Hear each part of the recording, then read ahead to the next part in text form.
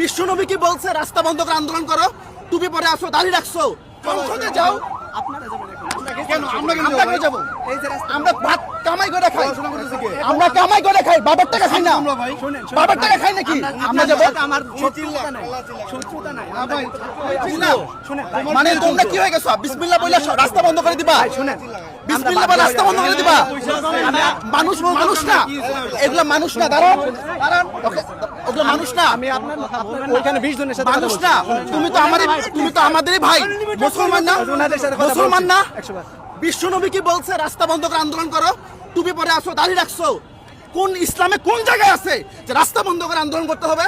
শুনেন, তরবারি নিয়ে নেমে যাও, শহীদ হও। বুখারী শরীফে আছে প্রত্যেকে তার দায়িত্বশীলতার মানে তার অবস্থান থেকে দায়িত্বশীল। এটা কি অবস্থান?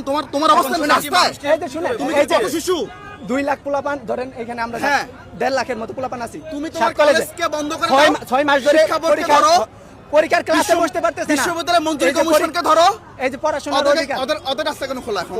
এই যে পড়াশোনার অধিকার বিশ্ববিদ্যালয় হনন মঞ্জুরি করতে পারেন। তোমার তো বিশ্ববিদ্যালয় পরীক্ষা বিশ্ববিদ্যালয় মঞ্জুরি কমিশনের আন্ডারে না তোমরা? হ্যাঁ, তো বিশ্ববিদ্যালয় মঞ্জুরি কমিশন রাস্তা কেন খোলা? আমি ভুল বলছি? বিশ্ববিদ্যালয় মঞ্জুরি রাস্তা কেন খোলা রাখছো? বন্ধ করে দাও, ওদের ভাত খাওয়া বন্ধ করে দাও। সেটা তো পারো নাই। তুমি কাদের লাথি মারছো? রিস্কাওয়ালা সাধারণ মানুষের লাথি মারছো কেন?